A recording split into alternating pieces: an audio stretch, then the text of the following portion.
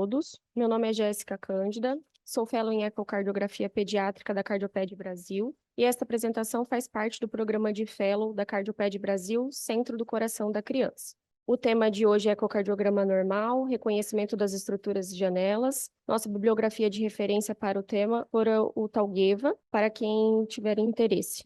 Sobre os princípios do exame, existe uma padronização pela Sociedade Americana, na qual diz que a abordagem ela deve ser utilizada para descrever as estruturas cardiovasculares, deve ser segmentar e sequencial, seguindo as janelas acústicas, como já comentado nas aulas anteriores. Há também uma convenção sobre o posicionamento do índex do transdutor. Quando o entalhe está à esquerda do paciente, ou seja, às 3 horas na posição do relógio, o lado esquerdo do paciente será exibido no lado direito da tela. Quando o transdutor ele está no sentido anti-horário, girado de modo em que o entalhe fique direcionado superiormente, então às 12 horas do relógio, as estruturas superiores elas são exibidas à direita da tela.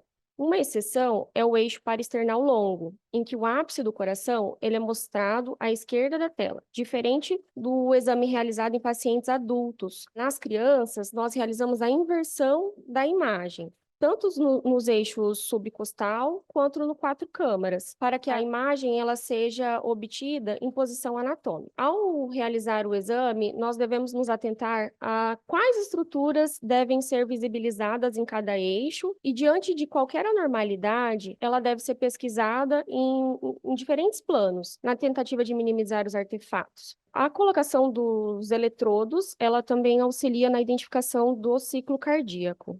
Os elementos básicos da ecocardiografia transtorácica padrão são imagens em 2D complementadas por Doppler em múltiplos planos ortogonais. Devemos lembrar sempre, como explicado também na aula anterior, que para a formação de uma boa imagem, o feixe ele deve ser perpendicular às estruturas. Já no Doppler, o feixe ele deve ser paralelo ao fluxo. Além do modo M, que também nos auxilia na avaliação de estruturas em movimento, como nas valvas, por exemplo, a válvula mitral, auxilia também para avaliar a função como TAPSE.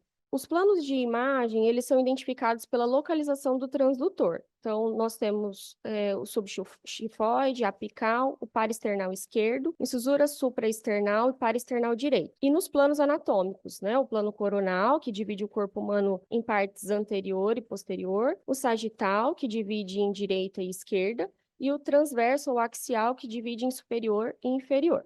Para descrever a orientação espacial do coração e suas estruturas, nós temos então as janelas acústicas, que são elas, o subcostal ou subxifoide, o apical, parasternal esquerdo, supraesternal e parasternal direito, que é menos utilizado na pediatria.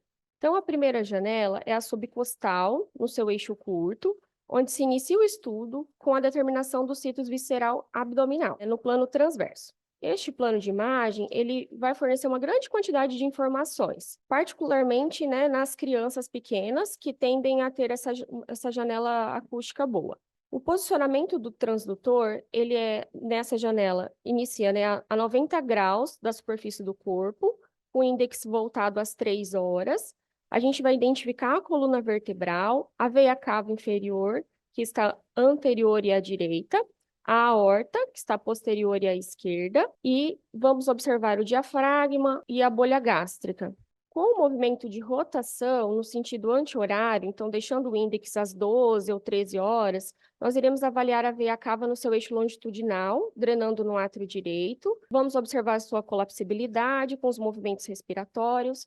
Por exemplo, em algumas cardiopatias que cursam com aumento da pressão do átrio direito, isso pode refletir numa veia cava inferior com uma colapsibilidade menor que 50% durante a respiração. Ao lateralizar, iremos identificar a aorta descendente, também no seu eixo longo. Com o Doppler pulsátil, nós podemos avaliar a frequência cardíaca do paciente e bem como o padrão do fluxo. Nesse momento, nós invertemos a imagem do aparelho, como já disse, anteriormente, para obtermos a imagem na posição anatômica. E com os movimentos de angulação, de forma anterior, direcionando aos grandes vasos, ou de forma posterior, direcionando ao ápice do coração. Girando no sentido horário e anti-horário, nós vamos obtendo os diversos cortes para avaliarmos as estruturas. Este corte, ele permite uma boa avaliação do septo interatrial, morfologia e as características dos átrios e dos ventrículos. Então, aqui na imagem de número 1, nós visualizamos o átrio esquerdo e sua morfologia. Anteriorizando, nós começamos a visibilizar a via de saída do ventrículo esquerdo e os ramos da artéria pulmonar, a válvula tricúspide, abrindo ainda mais a via de saída do VE, né, na imagem número 3, a gente visualiza a válvula aórtica, a região subaórtica, a veia cava superior. Com o transdutor ainda na região subcostal, posicionando ele entre 5 e 6 horas, nós visualizamos o eixo curto, apontando para a região craniana do paciente. Da mesma forma, a gente gira no sentido horário e anti-horário. Na imagem de número 1, nós visualizamos os átrios, né, o septo interatrial, realizamos a sua varredura, identificamos a veia pulmonar superior drenando no átrio direito. Na imagem número 2, o septo interatrial em sua porção, a gente vai pesquisando forame oval ou alguma falha do septo. Aqui na terceira imagem, nós identificamos a válvula tricúspide, o tronco pulmonar, a válvula mitral e a aorta saindo do ventrículo esquerdo. Na imagem de número 4, em direção ao ápice, né, cardíaco, com índex próximo a 6 horas, nós visualizamos o ventrículo esquerdo, o músculo papilar, póstero-medial e o anterolateral. Agora, na janela acústica apical. Para crianças maiores, nós costumamos orientar um decúbito lateral esquerdo, né, com o transdutor sobre o ictus cardíaco, voltado em torno das 3 horas. Nas crianças menores, o transdutor ele deve ficar no segundo ou terceiro espaço intercostal, com índex às 3 horas, apontando para o ápice cardíaco. Anteriorizando o transdutor, nós visualizamos o ventrículo esquerdo, a válvula aórtica, a artéria coronária direita e a esquerda. Posteriorizando um pouco, nós abrimos a imagem do apical 4 câmaras, né, que é uma imagem mais comum, né? Visualizamos os átrios com seus respectivos ventrículos, a válvula mitral, a válvula tricúspide e identificamos as suas características. Já na imagem número 3, quando a gente posterioriza ainda um pouco mais, nós identificamos o seio coronário, a veia cava inferior, drenando no átrio direito. E neste corte, nós avaliamos as funções sistólicas cardíacas, né? O Simpson à esquerda, o FAC à direita, bem como outros métodos de avaliação funcional das câmaras. Corte apical 5 câmaras, nós identificamos, né, o átrio direito, o ventrículo direito, o átrio esquerdo, o ventrículo esquerdo, e a sua via de saída, a aorta, né, sendo ela a quinta câmara. Com o mapeamento de fluxo de cores, nós avaliamos o VTI e se há alguma obstrução em seu trajeto. No apical modificado, nós utilizamos para avaliar, né, a via de saída do ventrículo direito e a válvula pulmonar. Observamos também a abertura da válvula e se há ou não presença de algum turbilhonamento. Na mesma posição do apical 4 câmaras, quando a gente gira o índex para 12, 1 hora, nós abriremos o apical 2 câmaras e iremos visualizar o átrio esquerdo, o ventrículo esquerdo e suas paredes, anterior e inferior, que é uma imagem padrão, né, para o estudo do Strain, ou Simpson. Nesse corte, nós não podemos deixar aparecer o ventrículo direito, né, para termos uma melhor avaliação. Na janela paraesternal, eixo longo, para crianças maiores, nós posicionamos em decúbito lateral esquerdo, né? Deixamos o transdutor nas 2 ou 3 horas, espaço intercostal esquerdo, e vamos com o índex em direção ao ombro direito do paciente. Então, na imagem de número 1, nós identificamos a via de entrada do ventrículo direito, os folhetos anterior e posterior da válvula tricúspide, que não é visualizado, né, no apical 4 câmaras, o fluxo da válvula tricúspide.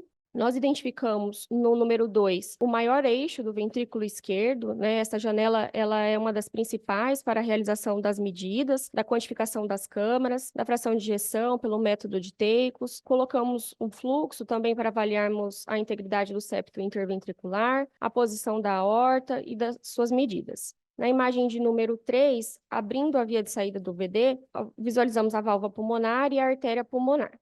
Partindo do eixo longo, né, ou seja, então, na posição do ombro direito, girando no sentido horário em direção ao ombro esquerdo do paciente, visibilizamos o átrio esquerdo, átrio direito, a válvula tricúspide, a válvula pulmonar, o tronco pulmonar, a válvula aórtica com seus folhetos e avaliamos, então, se a válvula possui os 3 folhetos, né? Na imagem de número 2, o ventrículo esquerdo com os folhetos da válvula mitral, o septo interventricular, com mapeamento a cores, nós pesquisamos as comunicações interventriculares. Na imagem de número 3, posteriorizando ainda mais, nós identificamos os músculos papilares posteromedial e anterolateral. Com o movimento de anteriorização e posteriorização, nós conseguimos identificar e avaliar as coronárias, né, o mapeamento de cores. E lembrar que nesse momento nós temos que reduzir a escala. Aqui no número 1, nós temos a coronária esquerda, né, se bifurcando em descendente anterior e circunflexa. Aqui, subindo um pouco o espaço intercostal, nós iremos obter a janela ductal, que é onde avaliamos a presença do canal arterial. A quarta janela, a supraesternal, posicionando o transdutor acima do manúbrio, né, com o índex voltado às 12 horas, onde avaliaremos o arco aórtico e os vasos da base. Então, iremos identificar, né, o tronco bracocefálico, a carótida comum, a subclave esquerda. Verificamos o fluxo da aorta com o Doppler, se há presença de gradiente ou algum sinal de obstrução, né, de coartação. Na prática, também, a hiperextensão cervical do paciente e o posicionamento da cabeça do paciente para o lado esquerdo também ajudam numa melhor abertura da janela. Girando o transdutor no sentido horário, nós identificamos o tronco pulmonar, a artéria pulmonar esquerda, avaliamos o seu diâmetro e a presença de estenoses ao colo Doppler e também a presença de possível canal arterial. Na janela supraesternal, né, finalizando na mesma janela, quando nós angulamos o transdutor com o índex em direção ao ombro direito, identificamos as veias pulmonares chegando ao átrio esquerdo, que é, né, a famosa imagem do caranguejo pelo colo Doppler. Por se tratarem, né, de vasos com menor velocidade, nós também ajustamos o PRF, né, deixamos mais baixo para poder auxiliar na identificação das estruturas. Então, na imagem aí de número 1, nós identificamos a veia pulmonar direita superior e inferior e a veia pulmonar esquerda superior e inferior. Na imagem de número 2, a aorta, né, com o ramo direito da artéria pulmonar. E, por último, e também menos utilizado, né, na pediatria, nós temos a janela paraesternal direita, onde nós posicionamos o paciente em decúbito lateral direito. O transdutor, ele é posicionado na borda paraesternal direita, com índex voltado às 12 horas. Nós avaliamos, então, a extensão do septo interatrial, o átrio esquerdo, o átrio direito, o septo interatrial, a veia cava inferior e a veia cava superior. Ele é menos utilizado por nós na pediatria porque nós, no subcostal, as crianças menores, elas já têm uma janela boa para identificarmos essas estruturas. Essas foram as referências utilizadas. Obrigada.